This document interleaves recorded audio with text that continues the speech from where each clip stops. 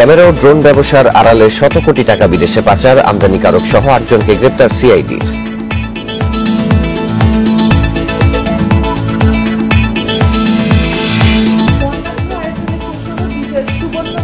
মুজিব বর্ষের অনুষ্ঠান, অংশ নেন দেশ বিদেশের শিল্পীরা।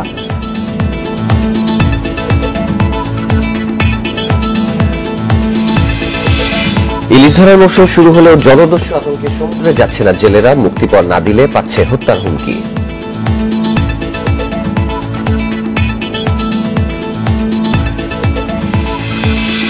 সরকারি মাধ্যমিক স্কুলগুলোতে তৈরি হয়েছে শিক্ষক সংকট, চূড়ান্তদেরও 11 মাসে নিয়োগ দেওয়া হয়নি।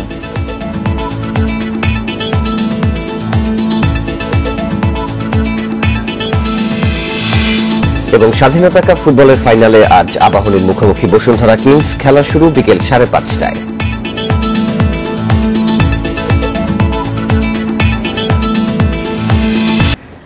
ক্যামেরা ও ড্রোন ব্যবসার আড়ালে জুয়ার টাকা বিদেশে পাঠাচ্ছে একটি চক্র। বছর এদের মাধ্যমে শুধু একটি জুয়ার সাইট থেকে 350 কোটি টাকা লেনদেনের তথ্য পেয়েছেন গোয়েন্দারা। সিআইডি বলছে, হুন্ডি, মিথ্যা ঘোষণায় আমদানির মাধ্যমে টাকা গেছে দুবাই, রাশিয়ায়। এই ঘটনায় আমদানিকারক সহ গ্রেফতার হয়েছেন 8 জন। আপনি ক্যামেরা অফ করেন। বলেন আপনি ক্যামেরা অফ করেন। না আপনি ক্যামেরা অফ করে কথা বলেন। আপনি ক্যামেরা অন করছেন কেন? ক্যামেরা ও ড্রোন কিনতে গিয়ে সরকার নির্ধারিত ট্যাক্স দিয়ে এসব আনা হয়েছে কিনা আর পণ্যটি যে আসল তার প্রমাণ চাইলে এভাবেই তেড়ে আসেন পুরনো পল্টনের দারুসালাম আর্কেডের 2য় তলার এই দোকানি। ভ্যাট দিয়ে আসছে কিনা সেই কাগজ দেখাবো। With you online if you want to talk to me offline. You understand? গোয়েন্দারা বলছেন, চাহিদা থাকায় জুয়ার টাকা সাদা করতে ক্যামেরা বেচা কেনায় নেমেছে চক্রটি। রাশিয়া বা দুবাই থেকে ক্যামেরা বা ড্রোন কিনে এনে বিক্রি করা হয় দারুসালাম আর্কেডের এই দোকানে। এসবের নেই কোনো বৈধ কাগজপত্র, আমদানি পণ্য বলে দামও দেখানো হয় বেশি। ক্যামেরা ইম্পোর্ট হচ্ছে, এই ব্যবসার আড়ালে এই টাকাটাকে আসলে ট্রান্সফার করছে। এখানে কিছু হুন্ডিও হচ্ছে, এলসি মাধ্যমে যে পেমেন্টটা হচ্ছে সেখানে কতটুকু ওভার ইনভয়েসিং হয়েছে সেটা একটু আমরা ইনভেস্টিগেশন আছে, বাট আমাদের কাছে মনে হচ্ছে যে এটিও হয়তো পসিবল, অথবা এটা আমরা খুঁজে পাবো। বাংলাদেশি যারা বিজনেসম্যান আছেন এইরকম একটা কানেক্টিভিটি তৈরি করে করে ওনাদের অ্যাকাউন্টগুলোকে ব্যবহার করেন, চ্যানেলাইজিং করে কিছুটা বাংলাদেশে রাখেন, কিছুটা এই এলসি পেমেন্টের জন্য ব্যবহার করেন। রাশিয়া থেকে চালানো অনলাইন জুয়ার সাইট মোস্ট বেটের টাকা কোথায় যায় এই প্রশ্নের জবাব খুঁজতে গিয়ে জানা যায়, জুয়ার টাকা বিকাশ বা নগদের মতো মোবাইল ব্যাংকিংয়ের মাধ্যমে প্রথমে সংগ্রহ করে নিজেদের অ্যাকাউন্টে রাখে আমদানির লাইসেন্স থাকা ব্যবসায়ীরা, পরে সে টাকা তুলে নিয়ে যায় জুয়ারিরা। ক্যামেরা দিতে ওনার সাথে ব্যবসায়ী লেনদেন ছিল, উনি আসা যে আমাদের অ্যাকাউন্টগুলোকে সুইচ করছিল, টাকা আসতো আর কি ওনার টাকা। মালিক বলছে অন্য দিন যদি আনায়। ক্যামেরার দাম দেওয়ার নামে সে টাকা জমা হয় ব্যাংকে, এভাবেই সাদা হয় কালো টাকা। এতে জড়িত থাকার অভিযোগে মার্কেটটির সভাপতি ফজলুল হককে গ্রেফতার করেছে সিআইডি। একটি চালানে 70 লাখ টাকা লেনদেনের কথা স্বীকার করে 164 ধারায় জবানবন্দি দিয়েছেন তিনি। তাদের যে ফাইন্যান্সিয়াল ব্যাকগ্রাউন্ড এবং তাদের account dealing, account money transfer, এগুলো স্টাডি করলে যেটুকু বোঝা যাচ্ছে যে তাদের যে পুরো নেটওয়ার্কিং সেখানে প্রায় 10-12 কোটি টাকার মতো তো হবেই ডেইলি ট্রানজাকশন। এভাবে গত বছর 137টি চালানের মাধ্যমে 350 কোটি টাকা সরিয়েছে এই চক্রটি। এই মার্কেটের 3টি দোকান সহ অর্ধশত দোকানে জুয়ার টাকায় কেনা ক্যামেরা বিক্রি হয় বলে জানিয়েছে CID. Arafatur Rahman, Independent News, Dhaka. জমকালো আয়োজনে শেষ হল বিজয় সুবর্ণ জয়ন্তী ও মুজিব বর্ষের দুদিনের অনুষ্ঠান। আবহমান বাংলার ঐতিহ্য তুলে ধরতে পুঁথি পাঠের মধ্য দিয়ে শোনানো হয় স্বাধীনতার গল্প। সঙ্গীত পরিবেশন করেন দেশ বিদেশের শিল্পীরা। বাংলাদেশের 50 আর মহাবিজয়ের মহানায়কের 100। সংসদ ভবনের দক্ষিণ প্লাজায় পুঁথিপাঠের মধ্য দিয়ে তুলে ধরা হয় স্বাধীনতার গল্প। স্বাধীনতার কথা কিছু করিব বর্ণন মোদের জাতির পিতা। বিজয়ের 50 বছর ও বঙ্গবন্ধুর আদর্শ তুলে ধরা হয় কবিতায়। 40 জনের কণ্ঠে সে আবৃত্তি শোনেন প্রধানমন্ত্রী। আজ সৃষ্টি সুখের উল্লাসে, আজ সৃষ্টি সুখের উল্লাসে, মোর মুখ হাসে, মোর চোখ হাসে, মোর কাব্য গিয়ে গুণ হাসে। আজ সৃষ্টি সুখের উল্লাসে। নাচ ছাড়াও প্রাকৃতিক দুর্যোগ, জলবায়ু সম্মেলনের সাফল্য নিয়েছিল গান।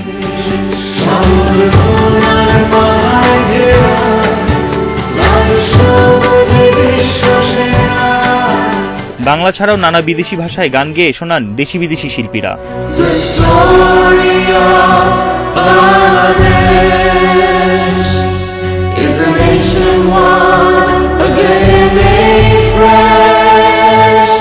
পরে 8 বিভাগের 85 শিশু শিল্পীর পরিবেশনায় শেষ হয় বিজয়ের সুবর্ণ জয়ন্তী ও মুজিব বর্ষের 2 দিনের এই আয়োজন।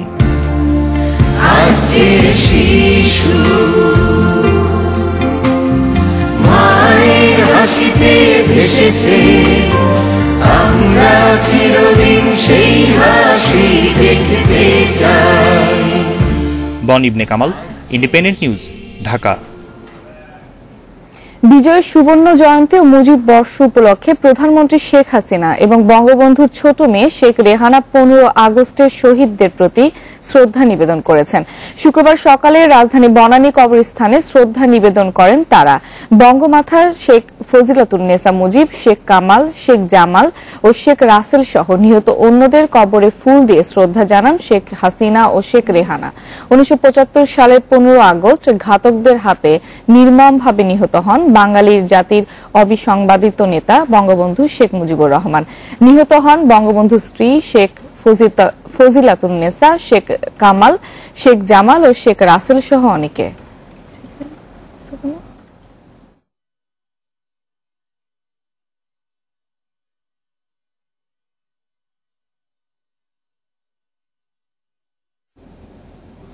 বাংলাদেশ ভারত একসঙ্গে কাজ করলে এই অঞ্চলের উন্নয়ন টেকসই হবে বলে মন্তব্য করেছেন ভারতের রাষ্ট্রপতি রামনাথ কোবিন্দ।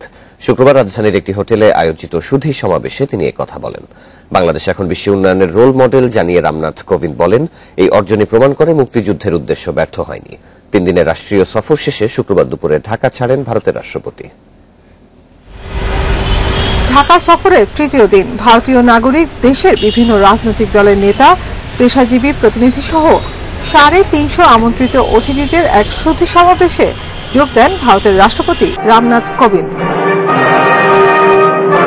এই সময় সংক্ষিপ্ত বক্তব্যে তিনি জাতির পিতা বঙ্গবন্ধু শেখ মুজিবুর রহমান ও মুক্তিযুদ্ধের বিভিন্ন অবদানের কথা তুলে ধরেন।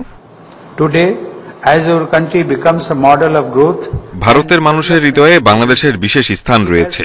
মুক্তিযুদ্ধে বাংলাদেশে মানুষ যে সাহসিকতার পরিচয় দিয়েছে তা প্রশংসনীয়। বঙ্গবন্ধুর নেতৃত্ব চিরস্মরণীয়। বর্তমান বিশ্বে উন্নয়নের রোল মডেলের পরিচিতি পেয়েছে বাংলাদেশ। এই অর্জনই বলে দেয় মুক্তিযুদ্ধের উদ্দেশ্য ব্যর্থ হয়নি।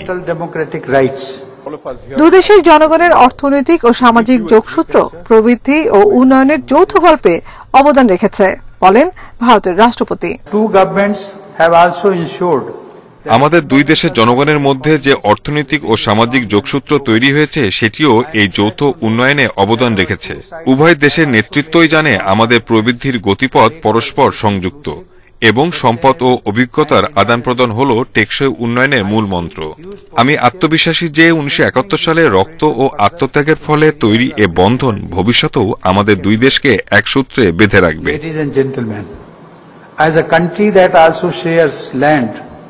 স্বাধীনতার সুবর্ণ জয়ন্তীতে ভারতের রাষ্ট্রপতির এ সফর 2 দেশের বন্ধুত্বকে নতুন উচ্চতায় পৌঁছে দিয়েছে বলে মন্তব্য করেন আমন্ত্রিত অতিথিরা।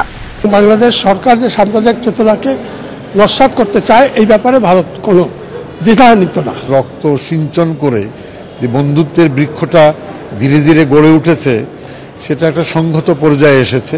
বাংলাদেশের যে উন্নয়নের অগ্রযাত্রা, সেই উন্নয়নের অগ্রযাত্রাকে ভারত সর্বাত্মকভাবে সমর্থন করে। সাম্প্রদায়িকতা বিরোধী যে রাজনীতি সেটাও টেকসই হবে এই অঞ্চলে, যেটি নাকি আমাদের দেশের উন্নয়নের জন্য খুব বেশি দরকার। অনুষ্ঠান শেষে দুপুরে নিজ দেশের উদ্দেশ্যে ঢাকা ছাড়েন রামনাথ কোবিন্দ। হযরত শাহজালাল আন্তর্জাতিক বিমানবন্দরে ভারতের রাষ্ট্রপতিকে বিদায় জানান পররাষ্ট্রমন্ত্রী একে আব্দুল মোমেন।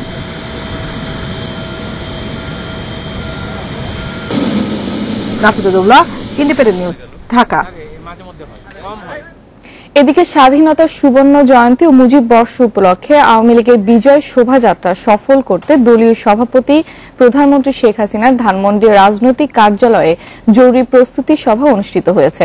আজ দুপুরে বর্ণাঢ্য বিজয় শোভাযাত্রাটি রাজধানী ইঞ্জিনিয়ার্স ইনস্টিটিউট প্রাঙ্গণ থেকে শুরু হয়ে শাহবাগ, নিউ এলিফ্যান্ট রোড ও মিরপুর রোড হয়ে ধানমন্ডি ৩২ নম্বরে গিয়ে শেষ হবে। কর্মসূচিতে রাজধানীর বিভিন্ন প্রান্ত থেকে আওয়ামী লীগ ও সহযোগী সংগঠনগুলোর নেতাকর্মীরা অংশ নেবেন।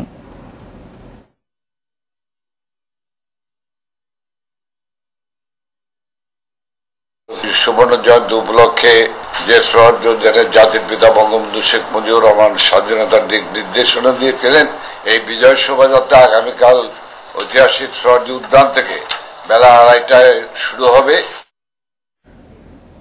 ইলিশ ধরার মৌসুম শুরু হলেও জলদস্যুদের আতঙ্কে সমুদ্রে যাচ্ছেন না বরগুনার পাথরঘাটার অনেক জেলে। এতদিন অপহরণ করে শুধু মুক্তিপণ আদায় করা হলেও এখন জলদস্যুরা হত্যা করতেও পিছপা হচ্ছেন না বলে দাবি করছেন জেলেরা। এরই মধ্যে আতঙ্কে অনেকে সমুদ্রে যাওয়াই ছেড়ে দিয়েছেন। ভাঙাচোরা এসব ঘরেই থাকে অনেক জেলে পরিবার। সরকার হিসাবে শুধু বরগুনা জেলায় বসবাস ৩০,০০০ জেলে, যাদের জীবনে আধুনিকতার কোনো ছোঁয়া লাগেনি। শুধু আছে বঞ্চনা আর আতঙ্কের গল্প। গাদাগাদি করে খুপড়ি ঘরগুলোতে থাকছে অসহায় পরিবারগুলো। নিষেধাজ্ঞার কারণে বছরের ৩ মাসের বেশি সময় যাদের প্রায় বসেই কাটিয়ে দিতে হয়। বাকি সময় বুক ভরা আশা নিয়ে মাছ ধরতে সমুদ্র যাত্রা করলেও অনেক সময় ফিরে আসতে হয় নির্মমতার শিকার হয়ে। ২০ তারিখ রাইতে ৬-৭ জনের ধরছে আমার লইয়ে, উড়ইতে একজন উপরে, একজন উড়ইতে আর একজনের মারতে আর জিগাইতে যে তাহার কথা বাড়ি ফোন দিয়ে গুতো লাত্তি উঠে যেভাবে পারছে মারতে আছে। কিন্তু রাত্রে আমি অনেক আবিজুবি স্বপ্নে দেখি ওইসব দৃশ্যগুলো চোর সামনে বাসে। এখন তো যাইতে চাই না, কই বাবা যেরমাই খামু ঘর দরজা নাই ভাঙ্গা চুরে থাই একটু রাস্তার পাশে, কই মাওলা দে নামাজ পড়ি, মাওলা যাতে আমাকে পুঁতে গাইরে বেরি করিয়ে থাই, মাবু তুমি এ বিষয়ে দেখাইও। ভাগ্যের নির্মম পরিহাসে এরাই আবার ভাগ্যবান অনেক জেলে পরিবারের কাছে, কারণ তাদের স্বজনদের যার ফিরেই আসা হয়নি মাছ শিকারে গিয়ে। স্ত্রী তাজিনা ও ছোট্ট ছেলে তাওহিদকে রেখে বাবার ঋণ শোধ করার লক্ষ্যে মাসখানিক আগে প্রথম সমুদ্রে যান বরগুনার পাথরঘাটার চল্লানিমারা গ্রামের মুসামিয়া। তবে ঘরে ফেরা আর হয়নি তার। ডাকাতের গুলিতে গেল ১৬ নভেম্বর জীবন দিতে হয় তাকে। কথা জিজ্ঞেস করে দিনে কেউ রাতে একটা কিছু দেখলি কান্দে। আমার আব্বাই থাকলে আনিয়ে দিতে, আব্বাই নদীতে যেতে মানা হচ্ছে, আব্বাই গেলে কেউ মা তুমি যাইতে দিলাকা। সে সময় মনে করে নিজে কল যেটা নিজেই সিটি হেলাই। মা গেদ্দলা কোনো মোবাইল কথাটা তো আছে নাই, কয় না আব্বাই বল কোনো কথা কই না। পরশু দিন কথা কইছি, এরপর তো এই 2 দিন থেকে কথা কইতে রি না। আমি কি আমার আব্বাই নাই, মা আমার আব্বাই মারা গেছে, আমি এই কই এরপর অসুস্থ হয়ে গেছি। বরগুনার পাথরঘাটার জেলে পরিবারের অনেকের গল্পই মিলে যায় তাজিনা তাওহিদের সঙ্গে। হত্যাকাণ্ড কম ঘটলেও অপহরণের অভিজ্ঞতা রয়েছে বেশিরভাগ পরিবারেরই। মুক্তিপণ দিতে গিয়ে অনেক পরিবারকেই হারাতে হয়েছে সর্বস্ব। Suman Tanvir, independent news, Patharghata, Barguna. সরকারি মাধ্যমিক স্কুলগুলোতে তৈরি হয়েছে শিক্ষক সংকট। 11 মাস আগে 2155 জনকে চূড়ান্ত করা হলেও নিয়োগ দেয়া হয়নি। যাচাই বাছাই করতে সময় লাগছে বলে জানিয়েছে মন্ত্রণালয়। তবে শিক্ষা কার্যক্রম পুরোপুরি শুরুর আগেই নিয়োগ দেয়া হবে। লক্ষ্মীপুর আদর্শ সামাজ সরকারি উচ্চ বিদ্যালয়ের শিক্ষার্থী 1253 শিক্ষকের পদ থাকলেও আছে 24 জন। এর মধ্যে স্বাস্থ্যবিধি মেনে ক্লাস নিতে প্রত্যেক ক্লাসে নতুন শাখা করতে হচ্ছে। ফলে ক্লাস পুরোপুরি শুরু হলে হিমশিম খেতে হবে। শিক্ষার মান উন্নয়নের জন্য আমাদের যে শিক্ষক সংকট আছে, সেটা যদি আমরা শিক্ষক পেয়ে যাই তাহলে আমরা মানসম্মত শিক্ষা আমরা নিশ্চিত করতে পারবো। একই অবস্থা সারা দেশের 351টি সরকারি মাধ্যমিক বিদ্যালয়ে। এগুলোতে শিক্ষক পদ আছে 10,000-এর বেশি, পদ খালি 2,500-এর মতো। সংকট কাটাতে 2018 সালের সেপ্টেম্বরে বিজ্ঞপ্তি দেয়া হয়, কিন্তু এখনো নিয়োগ দেয়া হয়নি। বাছাই চূড়ান্ত করা হয়েছে 11 মাস আগে। পিএসসি একটা বিজ্ঞপ্তি দিয়ে মাধ্যমিক সেক্টরে শিক্ষক নিয়োগ কার্যক্রম প্রসেসিং আছে। এটা সম্পন্ন হলে অনেকটা শিক্ষক সংকট যেটা আছে এটা অনেকটা কেটে যাবে বলে মনে করি। শিগগিরই এই নিয়োগ প্রক্রিয়া শেষ হবে বলে জানালো শিক্ষা মন্ত্রণালয়। নির্বাচন হয়ে গেছে, স্বাস্থ্য পরীক্ষা হয়ে গেছে, পুলিশ ভেরিফিকেশন হয়ে গেছে এবং একেবারে শেষ পর্যায়ে আছে। আমরা যে কোনো সময় এই শিক্ষকদের নিয়োগটা দিয়ে ফেলতে পারবো। আমরা আশা করছি সামনের বছর যখন জানুয়ারি মাসে আমাদের শিক্ষা কার্যক্রম শুরু হবে, তার আগেই আমরা আমাদের এই শিক্ষকদেরকে নিয়োগটা দিয়ে ফেলতে পারবো। অনেক সরকারি মাধ্যমিক বিদ্যালয়ে প্রধান শিক্ষকের পদও খালি, সেগুলোতেও নিয়োগ প্রক্রিয়া শুরু হবে বলে জানিয়েছে মন্ত্রণালয়। নূরে আলম, ইন্ডিপেন্ডেন্ট নিউজ, ঢাকা। দেশের যোগাযোগ ব্যবস্থার ৮৮% সড়কের উপর নির্ভরশীল, যা উন্নয়নের জন্য ভারসাম্যপূর্ণ নয়। আর চলমান প্রকল্পগুলো বাস্তবায়নের নানা মন্ত্রণালয়ের সমন্বয়ের অভাব থাকায় অপচয় হচ্ছে কোটি কোটি টাকা। রাজধানীতে এক সেমিনারে এসব কথা বলেন যোগাযোগ বিশেষজ্ঞরা।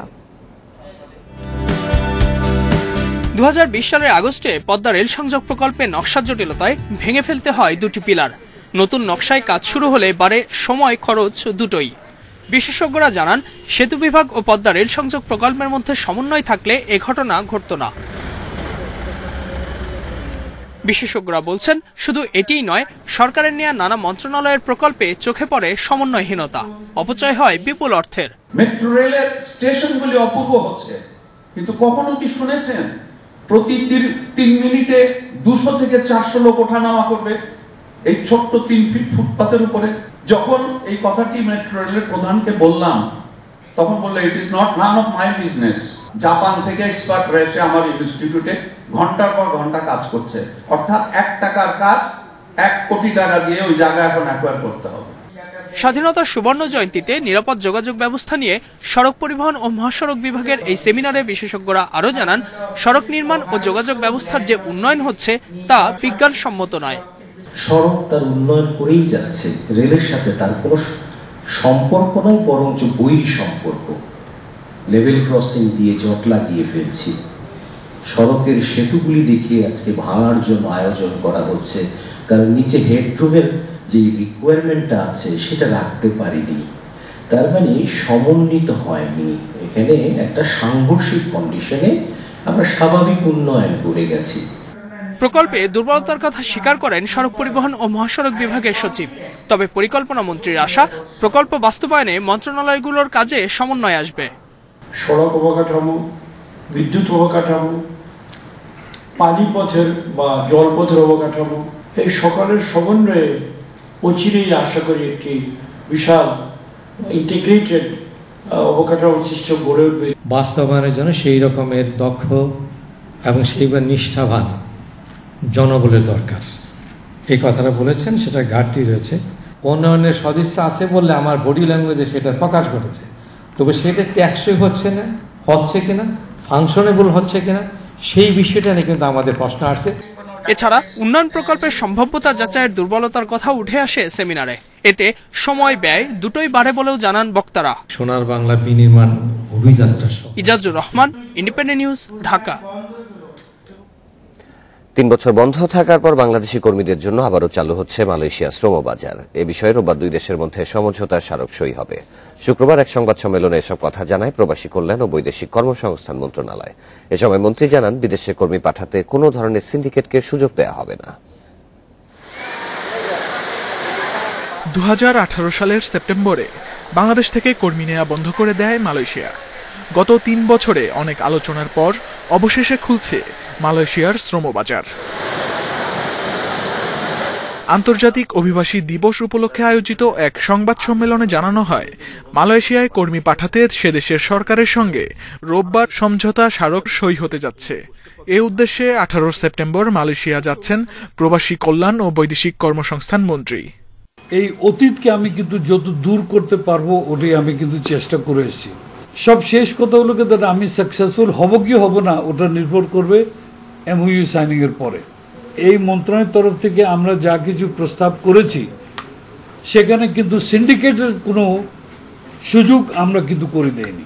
এ সময় মন্ত্রণালয়ের সচিব জানান, মালয়েশিয়ার বাজার চালু হলে বিএমইটির ডাটা ব্যাংক থেকে কর্মী পাঠানো হবে। আমাদের ডাটাবেজের এভরিথিং ইজ রেডি। সো অনেক সময় আছে যে লোকজন ভাবে যে আমি কেন ডাটাবেজে অন্তর্ভুক্ত হব। যেমন আমি যখন টিকার জন্য বললাম তখন কিন্তু সবাই এসছে, কারণ তারা জানেন যে এখানে অন্তর্ভুক্ত হলে টিকা নেওয়া যাবে। ঠিক কালকে যদি আমি বলতে পারি যে অমুক দেশে যাওয়ার জন্য তুমি অন্তর্ভুক্ত হও, এটা হবে।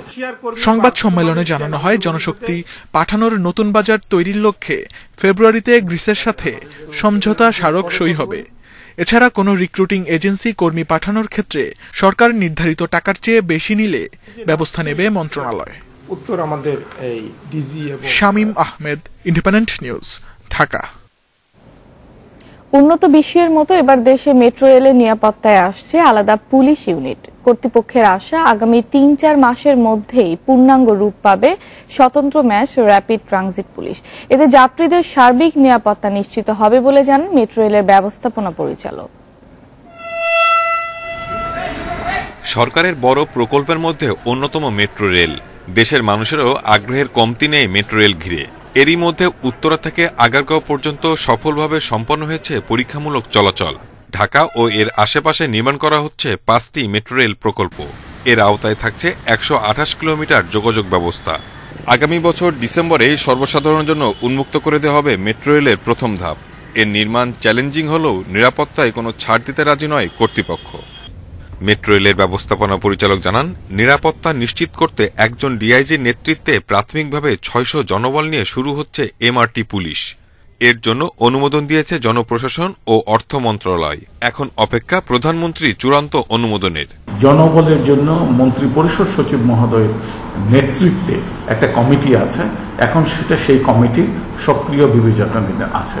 আশা করছি যে আগামী 3-4 মাসের ভিতরে এটা যে গঠন প্রক্রিয়াটা এটা পরিপূর্ণভাবে শেষ হয়ে যাবে।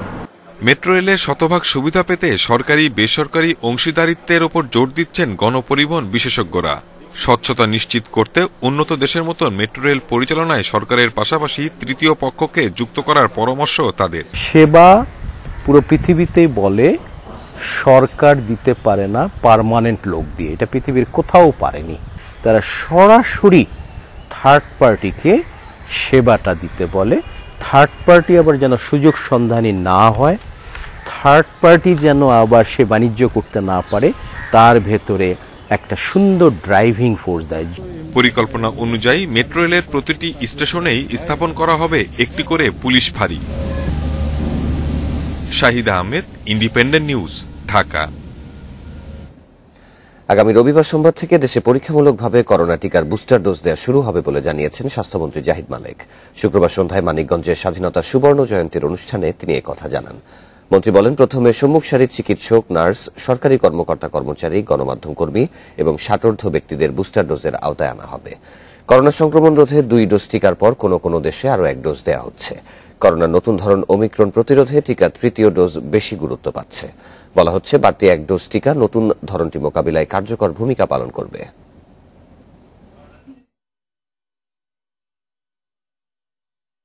60 ঊর্ধ্ব যারা আছেন এবং যারা ফ্রন্টলাইন ওয়ার্কার, যেমন ডাক্তার, নার্স, সরকারি কর্মকর্তা কর্মচারী যারা কাজ করেন, এক্সপোজড হন, মানে বিভিন্ন সময় দৌড়াদৌড়ি করতে হয়, আমাদের সাংবাদিক ভাইরা, যেমন গণমাধ্যমের ব্যক্তিবর্গরা, এই ধরনের ব্যক্তিদেরকে আমরা বুস্টার ডোজ দেওয়ার সিদ্ধান্ত নিয়েছি। আগামী রবি বা সোমবার দিন আমরা শুরু করতে পারবো ট্রায়াল বুস্টার ডোজ। পৌষের শুরুতেই জেঁকে বসেছে শীত। উত্তরবঙ্গের তাপমাত্রা নেমে এসেছে 10 ডিগ্রি সেলসিয়াসের কাছাকাছি। শুক্রবার দেশের সর্বনিম্ন তাপমাত্রার রেকর্ড তেঁতুলিয়ায় 9 ডিগ্রি। তবে রাজধানী ও এর পার্শ্ববর্তী এলাকায় 25 ডিসেম্বর পর্যন্ত পারদ থাকবে 20 ডিগ্রির কাছাকাছি। হিমালয় পেরিয়ে আসা হিমেল হাওয়ায় কাঁপছে উত্তরবঙ্গ। সেই শীত ডালপালা মেলছে দেশের বিভিন্ন স্থানে। পঞ্চগড়ে ক্রমেই নিচে নামছে পারদ। তেঁতুলিয়া সহ রংপুর বিভাগের বেশিরভাগ জেলায় থাকছে 10 ডিগ্রি সেলসিয়াসের আশেপাশে। আবহাওয়া অফিস বলছে, রংপুর সহ রাজশাহীর নানা এলাকায় তাপমাত্রা নেমে আসবে শৈত্যপ্রবাহের পর্যায়ে। চলতি সপ্তাহে সারা দেশের তাপমাত্রা রাতে কমবে 1 থেকে 2 ডিগ্রি সেলসিয়াস। আপাতত সেরকম তাপমাত্রা আপনার বেশি পড়বে না। আমরা আশা করছি এই মাসের শেষের দিকে, অর্থাৎ 25 তারিখের পরে সেদিকে যে হয়তো মৃদু থেকে মাঝারি কোল্ড ওয়েভ চলে আসবে দেশের অনেক জায়গায়। আর যেটা সিভিয়ার কোল্ড ওয়েভ আসার জন্য আমাদের আরো কিছু সময় ওয়েট করতে হবে। উপমহাদেশীয় উচ্চচাপ বলয়ের বাড়তি অংশ পশ্চিমবঙ্গ ও এর কাছাকাছি এলাকা পর্যন্ত বিস্তৃত। দক্ষিণ বঙ্গোপসাগরে রয়েছে লঘুচাপ, তবে ঝড়ের শঙ্কা নেই। আপাতত আমরা আশা করি বে অফ বেঙ্গলে ওই ধরনের কোনো নিম্নচাপ বা সাইক্লোনিক ডিস্টারবেন্স হওয়ার সম্ভাবনা নেই, যেহেতু উইন্টার চলে এসেছে। এখন আপনার বে অফ বেঙ্গল অনেকটা শান্ত অবস্থা থাকবে। এদিকে 25 ডিসেম্বর পর্যন্ত ঢাকা ও এর আশেপাশের এলাকার তাপমাত্রা থাকবে 20 ডিগ্রি সেলসিয়াসের কাছাকাছি। মাহমুদুন নবী, ইন্ডিপেন্ডেন্ট নিউজ। শীতে কাঁপছে রংপুর সহ উত্তরাঞ্চল, বাড়ছে ঘন কুয়াশা, ভোগান্তিতে পড়েছে নিম্ন আয়ের মানুষ, ক্ষতিগ্রস্ত হচ্ছে কৃষি ফসল। আর শীত বাড়ার সাথে সাথে রংপুর মেডিকেল কলেজে হাসপাতালে শীতজনিত রোগীর সংখ্যাও বাড়ছে। এ নিয়ে আরো জানতে রংপুর থেকে যোগ দিচ্ছেন সহকর্মী নজরুল ইসলাম। নজরুল, তাপমাত্রা কত কমেছে এবং নিম্ন আয়ের মানুষদের জনভোগান্তি কেমন দেখছেন আমাদের জানাবেন। আজকে যে তাপমাত্রা আবহাওয়া অফিসের পক্ষ থেকে রিপোর্ট করা হয়েছে সেটি হচ্ছে যে পঞ্চগড়ে তেঁতুলিয়া 9.6 ডিগ্রি সেলসিয়াস, রংপুরে 12.8 ডিগ্রি সেলসিয়াস। এটি কিন্তু এই বছরের কিন্তু সর্বনিম্ন তাপমাত্রা রেকর্ড করা হয়েছে। তবে আমি একটা বিষয় জানিয়ে রাখি যে একটু আগে কিন্তু আবহাওয়া অফিসের যিনি কর্মকর্তা তার সঙ্গে কথা হয়েছে, তিনি যেমনটি জানিয়েছেন যে আগামী জানুয়ারি মাসে অর্থাৎ সামনেই কয়েকদিন পরেই কিন্তু অর্থাৎ শৈত্যপ্রবাহ বয়ে যাওয়ার সম্ভাবনা রয়েছে। এর কারণে জানুয়ারি মাসে অর্থাৎ সামনেই কয়েকদিন পরেই কিন্তু অর্থাৎ শৈত্যপ্রবাহ বয়ে যাওয়ার সম্ভাবনা রয়েছে। এর কারণে কিন্তু আমরা দেখেছি যে এখন থেকে কিন্তু তাপমাত্রাটা কমে যাচ্ছে এবং ঠান্ডার গতিবেগটা কিন্তু বেড়ে যাচ্ছে। এ কারণেই আমরা দেখেছি যে বিকাল হলেই অর্থাৎ ফুটপাতের দোকানগুলোতে গরম কাপড় এটি বিক্রি করার যে অর্থাৎ বেশি বিক্রি হচ্ছে, এটি কিন্তু আসলে দোকানদাররা আমাদেরকে জানিয়েছেন। আরেকটা বিষয় জানিয়ে রেখেছে, নিম্ন আয়ের মানুষ যারা খেটে খাওয়া মানুষ তারা কিন্তু বেশিরভাগই কিন্তু আপনি জানেন যে রংপুরের কিছু কিছু উপজেলা রয়েছে, এই উপজেলার মানুষগুলো খুবই দরিদ্র। তারা অর্থাৎ তাদের জীবিকা নির্বাহের জন্য সকালেই রংপুরের দিকে বাইসাইকেল করে তারা আসে। তারা কিন্তু এখন আসতে পারছে না কুয়াশার কারণে এবং বেশি ঠান্ডার কারণে। তাদের দাবিটা হচ্ছে যে এখন পর্যন্ত সরকার পক্ষ থেকে তাদের শীতবস্ত্র বিতরণ করা হয়নি এবং তাদেরকে যে একটা ত্রাণ সহায়তা দেওয়া এটি কিন্তু এখনো দেওয়া হয়নি। আর মেডিকেল কলেজ হাসপাতালের কথা যদি আমি বলে রাখি যে গতকাল আমরা দেখেছি এবং আজকে দেখেছি যে বেশিরভাগ শিশু এবং বৃদ্ধরাই তারা কিন্তু ভর্তি হচ্ছে শীতজনিত রোগে আক্রান্ত হয়ে, নিউমোনিয়া, ডায়রিয়া, বিভিন্ন ধরনের রোগ নিয়ে তারা কিন্তু ভর্তি হচ্ছে। এই রোগীগুলো কিন্তু আসছেন বেশিরভাগই পঞ্চগড়, ঠাকুরগাঁও, নীলফামারী এবং লালমনিরহাট থেকে।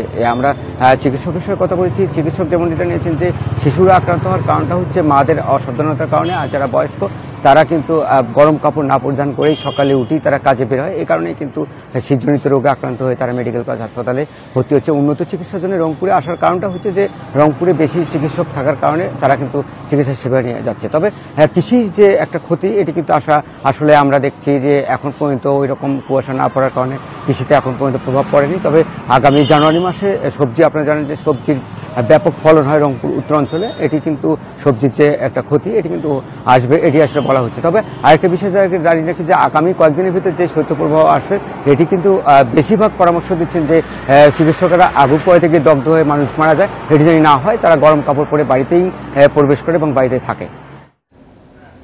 2009 থেকে 2015 সাল পর্যন্ত 6 বছরে দেশের প্রায় 4.5 লাখ কোটি টাকা বিদেশে পাচার হয়েছে।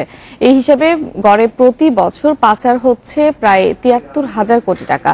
এর মধ্যে 2015 সালে পাচার হয়েছে 1 লাখ কোটি টাকার বেশি। বৃহস্পতিবার যুক্তরাষ্ট্র ভিত্তিক আন্তর্জাতিক সংস্থা গ্লোবাল ফাইন্যান্সিয়াল ইন্টিগ্রিটি GFI এর প্রতিবেদনে এই তথ্য উঠে আসে। প্রতিবেদনে বলা হয়, বিদেশ থেকে পণ্য আমদানির মূল্য বেশি এবং রপ্তানিতে মূল্য কম দেখানোর মাধ্যমে এই অর্থ পাচার করা হয়েছে। 2015 সালের পর থেকে এই প্রতিবেদনে বাংলাদেশের কোনো তথ্য নেই, তাই প্রতিবেদনে বাংলাদেশের যে তথ্য দেওয়া হয়েছে তা 2015 সালের আগের।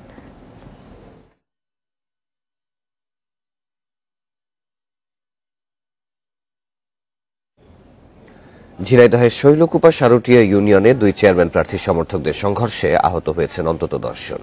পুড়িয়ে দেওয়া হয়েছে 7টি মোটরসাইকেল, ভাঙচুর করা হয়েছে বেশ কয়েকটি বাড়িঘর। পুলিশ জানায়, শুক্রবার রাত 8টার দিকে সারুটিয়া ইউনিয়নের স্বতন্ত্র চেয়ারম্যান প্রার্থী জুলফিকার কায়সার টিপুর সমর্থকেরা নির্বাচনী প্রচারণা শেষে ফিরছিলেন। পথে কৃত্তিনগর গ্রামে পৌঁছলে নৌকা প্রতীকের চেয়ারম্যান প্রার্থী মাহমুদুল ইসলামের সমর্থকদের সঙ্গে সংঘর্ষ বাধে। পরে পুলিশ ঘটনাস্থলে পৌঁছে পরিস্থিতি নিয়ন্ত্রণে আনে। সংঘর্ষে আহতদের শৈলকুপা উপজেলা স্বাস্থ্য কমপ্লেক্সে ভর্তি করা হয়েছে।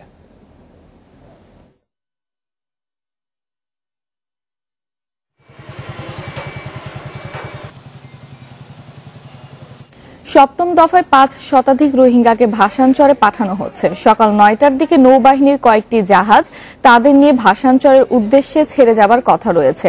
এর আগে শুক্রবার দুপুর ও বিকেলে কক্সবাজার উখিয়া ও টেকনাফের বিভিন্ন রোহিঙ্গা শিবির থেকে 14টি বাসে করে চট্টগ্রাম এসে পৌঁছায় নোয়াখালীর ভাসানচরে যেতে আগ্রহী রোহিঙ্গারা। চট্টগ্রামের জেরিঘাট থেকে নৌবাহিনীর তত্ত্বাবধানে এসব রোহিঙ্গাদের ভাসানচর নিয়ে যাওয়ার কথা রয়েছে। এর আগে 2020 সালের 4 ডিসেম্বর প্রথম দফায় 1642 জন, 29 ডিসেম্বর দ্বিতীয় দফায় 1804 জন, চলতি বছরে 29 ও 30 জানুয়ারি তৃতীয় দফায় 3242 জন, 14 ও 15 ফেব্রুয়ারি চতুর্থ দফায় 3018 জন, 3 ও 4 মার্চ পঞ্চম দফায় 4021 জন এবং 1 ও 2 এপ্রিল 4372 জনকে ভাসানচর পাঠানো হয়। বন্ধ হয়ে যাওয়ার 19 মাসেও চালু হয়নি বরিশাল শের-ই-বাংলা মেডিকেলের বার্ন ইউনিট। এই সময় চিকিৎসা না পেয়ে ঢাকা নেয়ার পথে অন্তত 12 জনের মৃত্যু হয়েছে। তবে ইউনিটটি শিগগিরই চালুর কথা জানিয়েছে প্রশাসন। 11 নভেম্বর ঝালকাঠির সুগন্ধা নদীতে তেলের ট্যাঙ্কার বিস্ফোরণে দগ্ধ 5 জনকে নেওয়া হয় বরিশাল শের-ই-বাংলা মেডিকেলে। বার্ন ইউনিট বন্ধ থাকায় তাদের পাঠানো হয় ঢাকায়, কিন্তু সময় মতো চিকিৎসা না পেয়ে পরদিনই ওই 5 জনের মৃত্যু হয়। 2020 সালের 28 এপ্রিল দুর্ঘটনায় নিহত হন Barishal burn and plastic surgery ইউনিটের প্রধান ডাক্তার M.A. আজাদ। অবসরে চলে যান 2 চিকিৎসকের আরেকজন।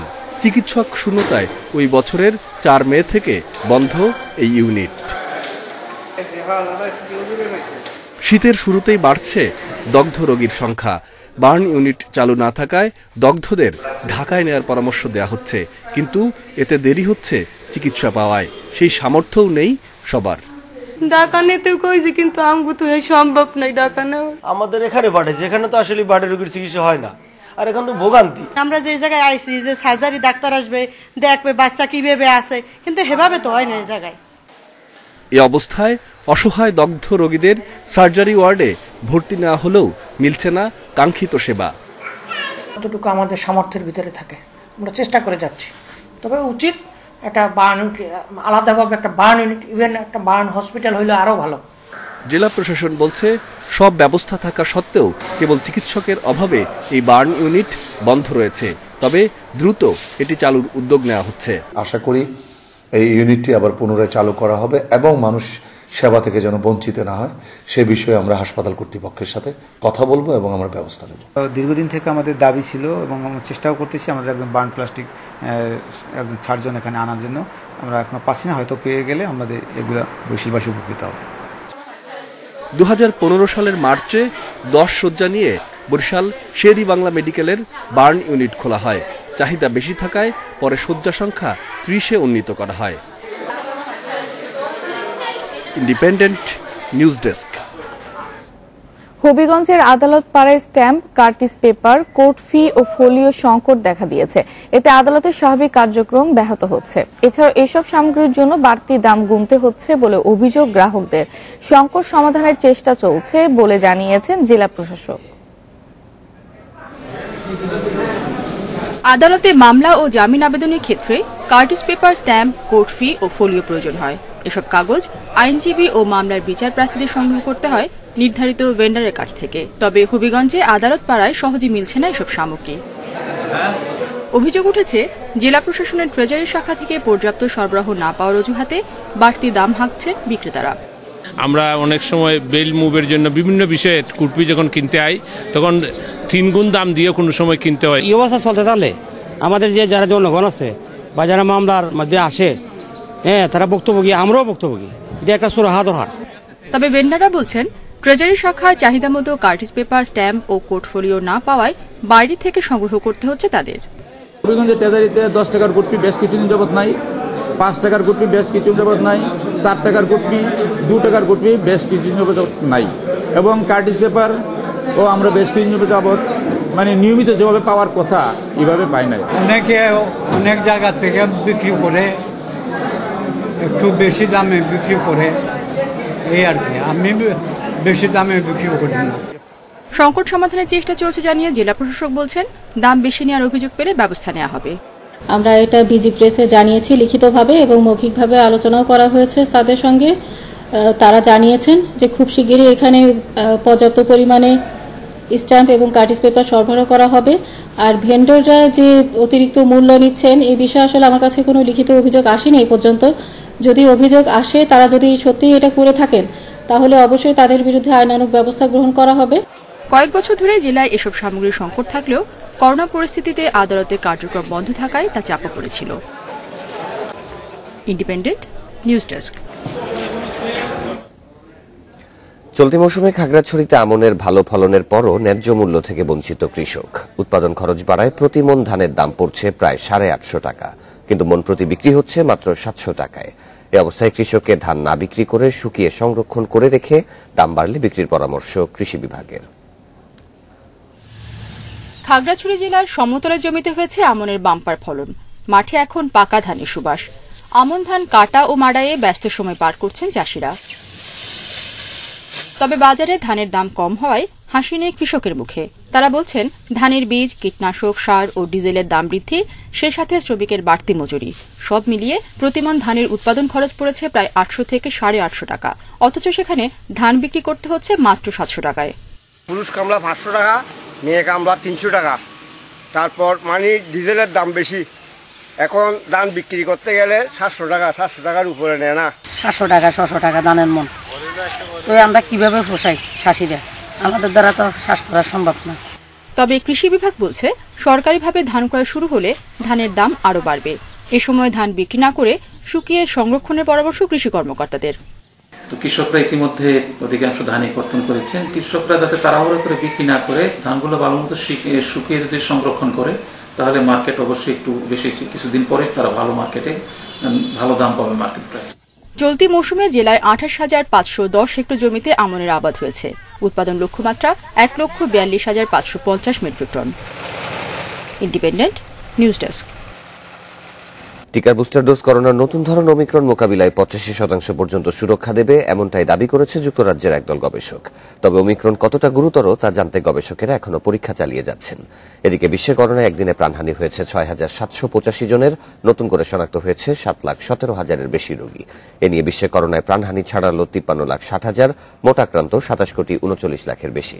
24 ঘন্টায় সর্বোচ্চ 1,430 জনের মৃত্যু হয়েছে যুক্তরাষ্ট্রে। একই সাথে দেশটিতে সর্বোচ্চ 1,52,000-এর বেশি করোনা রোগী শনাক্ত হয়েছে। 7 দিনে যুক্তরাষ্ট্রে সংক্রমণের হার বেড়েছে 2%, মৃত্যু কমেছে 1 ভাগ। একদিনে দ্বিতীয় সর্বোচ্চ 93,000-এর বেশি করোনা রোগী শনাক্ত হয়েছে যুক্তরাজ্যে।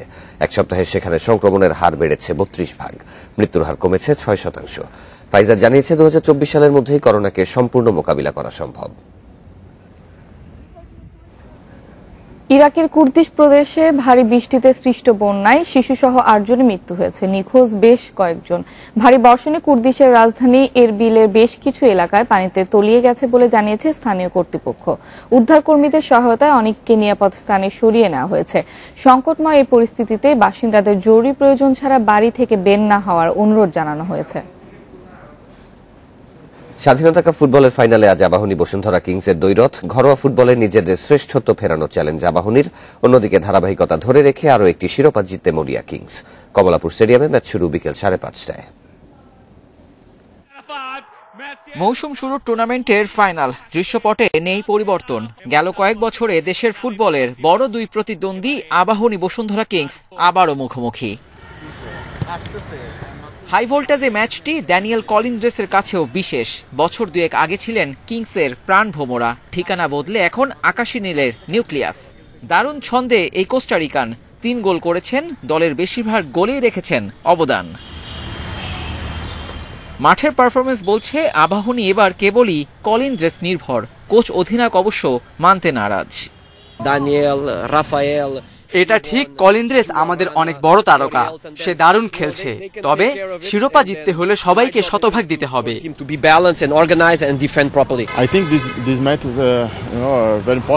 জানি এই ম্যাচটি নিয়ে সবার আগ্রহ রয়েছে। আমাদের লক্ষ্য একটাই, জয় পেয়ে চ্যাম্পিয়ন হওয়া। দলটা ভারসাম্যপূর্ণ, সবাই ছন্দে আছে। অন্যদিকে বসুন্ধরার দুই ব্রাজিলিয়ান ফার্নান্দেজ আর রবিনিও গেল মৌসুমের ছন্দ ধরে রেখেছেন। দুজনের পায়ে 6 গোল। মতিন মিয়া, ইব্রাহিমরাও দারুণ ছন্দে। আরো একবার আবাহনীর বিপক্ষে ফাইনাল জিততে হলে সেরাটা দিতে হবে, ছেলেরা সেটা জানে। কঠিন একটা ম্যাচ হতে যাচ্ছে, মানসিকভাবে আমরা প্রস্তুত, অতীতের মতোই আমরা আবাহনীকে হারাবো বিশ্বাস করি। 2018-তে একবারই কিংসকে হারাতে পেরেছিল আবাহনী, এরপরে 6 দেখায় 4টিতে জিতেছে বসুন্ধরা। স্বাধীনতা কাপের ফাইনালটি তাই ঘরোয়া ফুটবলে নিজেদের আধিপত্য ফেরানোর চ্যালেঞ্জও আবাহনীর। Abidur Rahman, Independent News, Dhaka.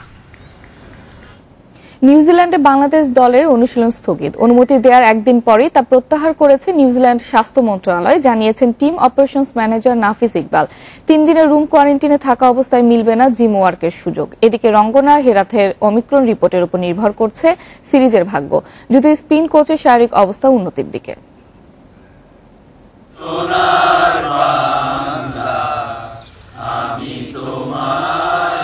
বিজয়ের দিনে মিলেছে কোয়ারেন্টিন থেকে মুক্তি। বৃষ্টিতে অনুশীলন পণ্ড হলেও জাতীয় সঙ্গীত গেয়ে বিজয়ের আনন্দে আবেগ আপ্লুত টাইগাররা। নিয়ম অনুযায়ী অনুশীলনের কথা থাকলেও শুক্রবার আসে দুঃসংবাদ। করোনা সতর্কতায় আবারও বন্দি জীবনে ফিরতে হচ্ছে মুশফিক সাদমানদের। ম্যানেজড আইসোলেশন এন্ড কোয়ারেন্টিনে 7 দিন থাকার কথা থাকলেও সময় বেড়েছে আরো 3 দিন। রুমবন্দি টাইগাররা শুধু অনুশীলন নয়, ব্যবহার করতে পারবেন না জিমনেশিয়াম। আমাদের প্র্যাকটিসটা কাপল অফ ডেজের জন্য হোল্ড করতে বলা হয়েছে। এই আপডেটটা আসে হলো straight away from the ministry of health New Zealand গভর্নমেন্টের কাছ থেকে, due to some unavoidable circumstances এর কারণে। বেসিক্যালি আমাদের কিন্তু আরেকটা টেস্ট বাকি রয়েছে। যাকে দিয়ে দুঃসংবাদের শুরু, সেই রঙ্গনা হেরাতের শারীরিক অবস্থা উন্নতির দিকে। এদিকে করোনা আক্রান্ত যাত্রী সংস্পর্শে আসা মুমিনুল সহ ক্রিকেটার ও কোচিং স্টাফরা আছেন আইসোলেশনে। ও গ্র্যাজুয়ালি বেটার হচ্ছে, তার সাথে রেগুলার যোগাযোগে আছে আমাদের টিম। সুজন ভাই রয়েছেন, আমি আছি তার সাথে নর্মালি যোগাযোগে। He is fine, he is doing well, he is improving এবং হোপফুলি ওর খুব শিগগিরই আমরা ইনশাল্লাহ তাকে আমাদের সাথে পাবো। এত সব প্রতিবন্ধকতার পরও দুশ্চিন্তা নেই সিরিজ নিয়ে। সূচি অনুযায়ী 22 ও 28 ডিসেম্বর 2 দিনের প্রস্তুতি ম্যাচ খেলবে টাইগাররা। 2 টেস্ট সিরিজের প্রথম ম্যাচটি 1 জানুয়ারি মাউন্ট মঙ্গানুইয়ে, দ্বিতীয়টি 9 জানুয়ারি ক্রাইস্টচার্চে। Mohammad Nazim, Independent News. অ্যাডিলেডে অ্যাশেজে দ্বিতীয় টেস্টে লাবুশেনের সেঞ্চুরির পর ওয়ার্নার স্মিথ ক্যাডির 50-তে চালকের আসনে অস্ট্রেলিয়া। 473 রানে অজিদের প্রথম ইনিংস ঘোষণার পর ব্যাটিংয়ে নড়বড়ে শুরু ইংল্যান্ডের। দ্বিতীয় দিন শেষে 456 রানে পিছিয়ে 3 লায়ন্স। দিবারাত্রি টেস্টের দ্বিতীয় দিন 221 রান নিয়ে শুরু করে অস্ট্রেলিয়া। আগের দিন দাপুটে লাবুশেন তুলে নিয়েছেন ক্যারিয়ারের 6ষ্ঠ সেঞ্চুরি। 3 অঙ্কে পৌঁছানোর পর বেশিক্ষণ টেকেননি এই ডানহাতি ব্যাটার, পরে লড়াই চালিয়ে গেছেন স্মিথ। সেঞ্চুরির আক্ষেপ নিয়ে কাটা পড়েন 93 রানে। শেষ দিকে নেসেস স্টার্কের ক্যামিওতে 473 রানের ইনিংস করে অজিরা। জবাবে 2 ওপেনার হাসিব হামিদ ও ররি বার্নসের বিদায়ে অস্বস্তি নিয়ে দিন শেষ করে ইংল্যান্ড। এই ছিল এখনকার সংবাদে। ইন্ডিপেন্ডেন্ট টেলিভিশনের সব খবর দেখতে চোখ রাখুন ফেসবুক, ইউটিউব এবং টুইটারে। ধন্যবাদ সবাইকে।